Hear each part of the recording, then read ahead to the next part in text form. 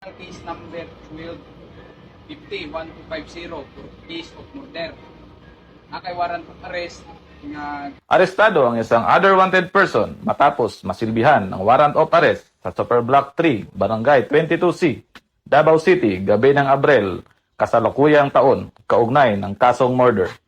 Kinilala lamang sa alias na Raul, 50 anyos ang suspect na residente ng masabing lugar. Inaresto ang suspect bandang alas 7:30 ng gabi sa bisa ng warrant of arrest sa kasong murder na may walang inirekomendang piyansa na inilabas ng korte noong Enero 22, 2013 kaugnay ng krimeng naganap sa Mialim, Jimenez, Misamis Occidental. Isinagawa ang operasyon ng mga operatiba ng 1002nd Maneuver Company, Regional Mobile Force Battalion 10, katuwang ang Police Station 1, Santa Ana, Davao City Police Office, Maritime Law Enforcement Team, Jimenez Municipal Police Station at 2nd PMFC, Misamis Occidental sa bisa ng intelligence-driven operation.